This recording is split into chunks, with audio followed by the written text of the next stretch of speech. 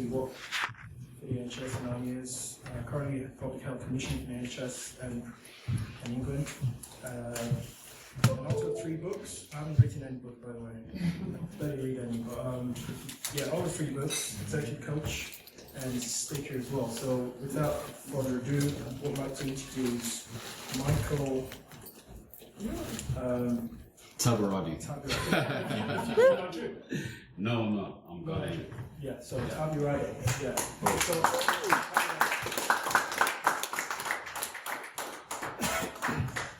I've got this here because I'm going to be recording, and obviously I'm trying to get the brand out there, so bear with me. So my name is Michael Tabirade, and today I'm going to be talking about strengths, lies, and differences. It works. Okay, so the topics I'm going to be focusing on is obviously who I am, defining diversity, the benefits of diversity, my approach to diversity, and a quick summary as well. So, as stated before, I work for the NHS England and Improvement as a commissioner.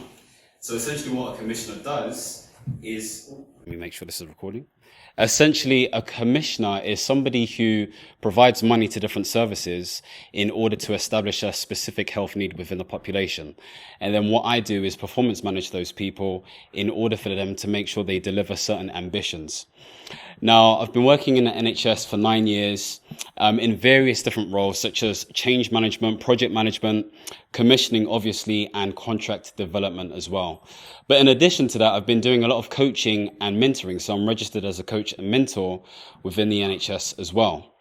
But outside of that, I also do executive coaching, and my biggest passion is personal development in general and leadership, just empowering people to elevate themselves to actually design their life. So hence why I've written 3 books, mostly on resilience, mindset development, and goal setting as well. And obviously with that, I've done a lot of speaking as well. So why am I qualified to really speak here, to talk about diversity?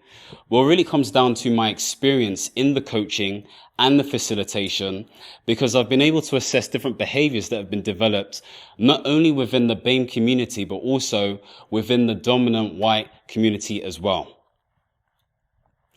So diversity, what does it mean to you? So I'm going to try and get some interaction here. What does diversity mean to you?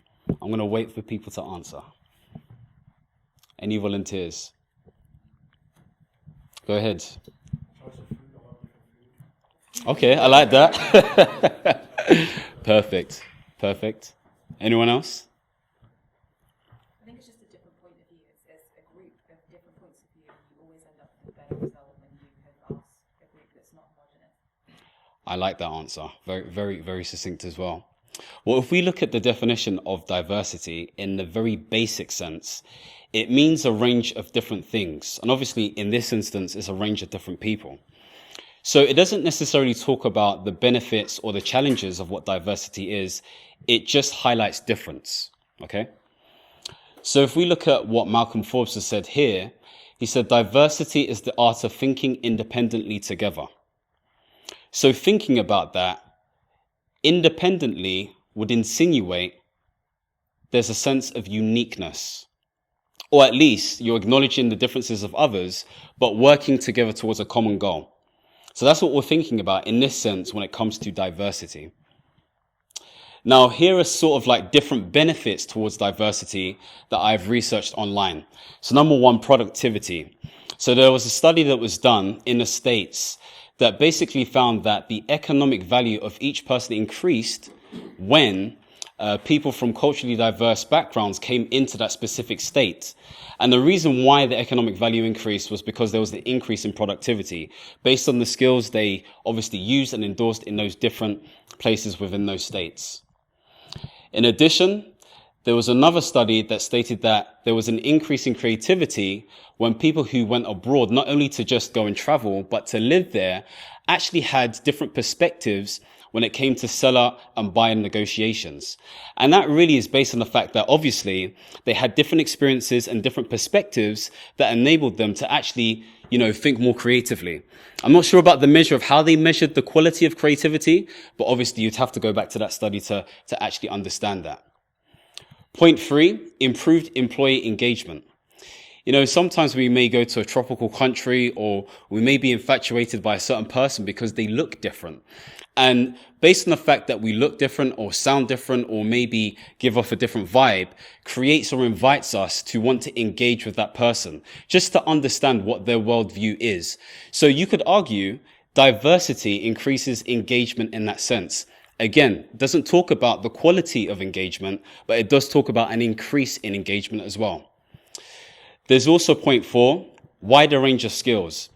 Now, when we're in certain organizations, we may be thinking of hard skills like, I don't know, project management or data analytics or whatever it is.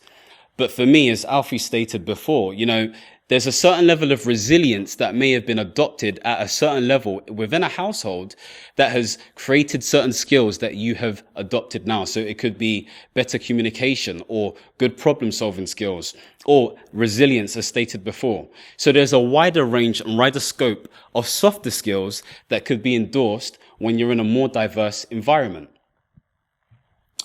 So point 5, so there was also a study that looked at different managers within an organization, and they looked at managers that had a big pool of diversity, and 48% of those companies produced more profits within that organization. Again, there may have been other factors, but they were looking specifically at diversity. Point number 6, improved cultural insights. This is common sense. If you're from a bicultural background, so I'm British Ghanaian, okay, I have a perspective of Ghanaian culture, as well as British culture, but also West African culture and black culture. But then you could also argue I have a perspective for those different cultures that are similar to Britain as well. So that widens the scope and gives me an opportunity to talk a certain lingo or language when it comes to, different situations, including cultural insights. Point number 7, improved company reputation. Look, if I'm walking down the street and I'm hearing that X company has people who look like me within that organization, I'm naturally going to feel more comfortable. That's just a fact of life. So if you're inviting more diverse people into your culture, obviously based on merit, then you're more likely going to improve the reputation of that company. And again, point number 8, this links to this point here, reduced employee turnover. Again, if you have more diversity within that workspace, sometimes we walk down, the hall and we may give the nod to the brother or sister just to acknowledge that obviously that I see you and you see me. So obviously this is me. This is one of my books, Desire the Cornerstone Between Nothing and Success. And for me, if I'm thinking about diversity, I don't usually think about diversity, if that makes sense. If anything, I'm more thinking about how can I employ value wherever I go. I want to make sure that if I'm working for someone, I'm aiming to be a commodity. Okay. I want them to feel like they need me. Now, I'm not delusional in a sense of the fact that I'm not replaceable. I understand I can be replaced. However, I need to endorse value. So I need to be thinking about things that I can adopt in order to give people this sense of excellence that I am presenting towards them. So I've come up with these different 7 steps specifically for this presentation here. Now, before I get into it, I want us to realize and understand that statistically, for those in the BAME community, we're sort of disadvantaged, so to speak. Not proactively, but that's just the way it is. By the very nature and facts of the word that we use, the word minority means there's going to be a certain level of uncomfortability and there's going to be a certain level of discrimination. So we have to bear that in mind.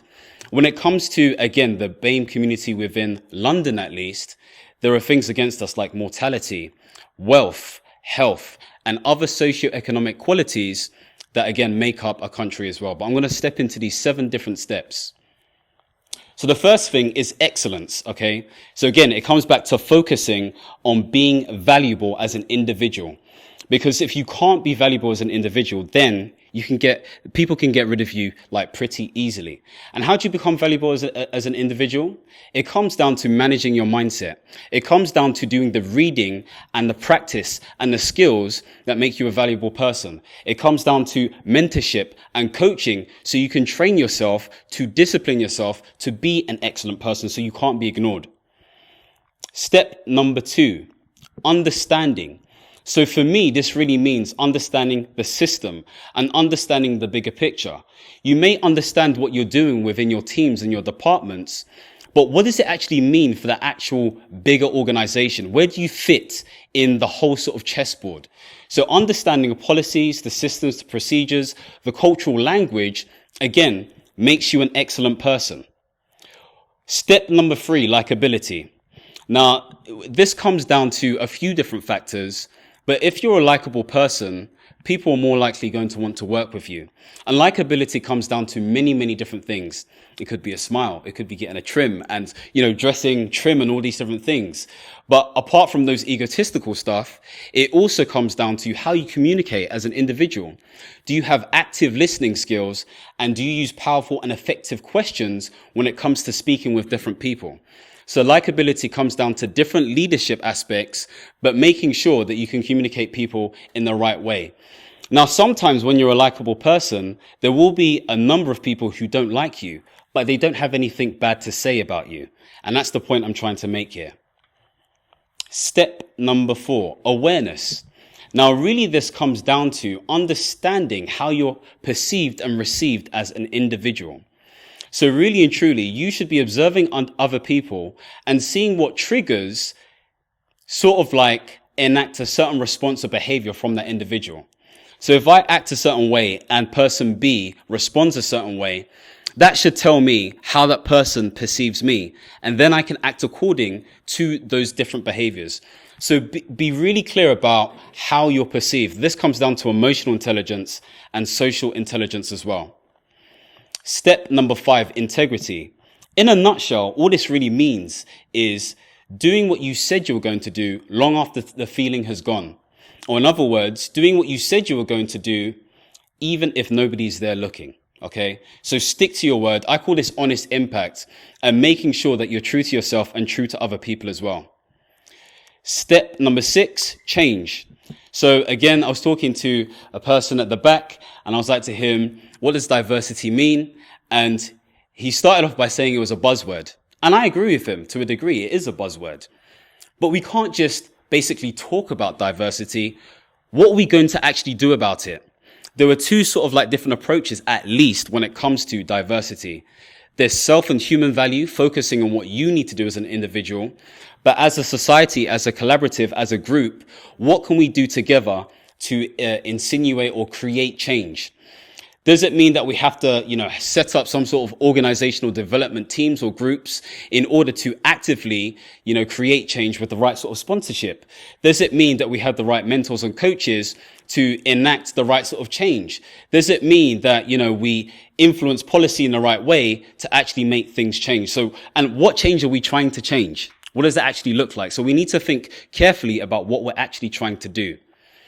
And the last point is rights. Okay, this is very like freedom fighter, stand for your rights sort of thing. But all this really means is if something bad happens, okay, specifically if it relates to the BAME community, don't be afraid to escalate that, because examples need to be put in place in order to stop that nonsense. And I think, in some sort of like situations, people may be fearful to do that because it comes into a situation where it's like, well, culturally, this is not right, X, Y, and Z. But those policies are there for a reason. So you need to make sure you go to the right people to exercise those rights, obviously appropriately. So those are the different 7 steps. So in a nutshell, we spoke about what diversity is, and thank you for your contributions as well when it came to diversity. So effectively, from a basic point of view, it's a range of different people. But again, we get to define what that means. The second main point is that the benefits of diversity really sort of relate to increases in productivity, okay? And again, we can manage that as well.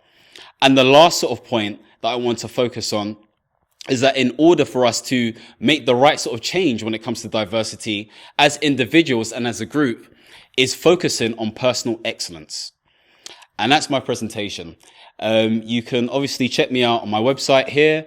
I've got a YouTube channel, and I've also got something called the Good Jollof podcast. Okay, so it talks about, you guys would love it. It's about relatable topics. I will be talking about being black in the workplace as well. And you can check me out on Instagram. Thank you very much.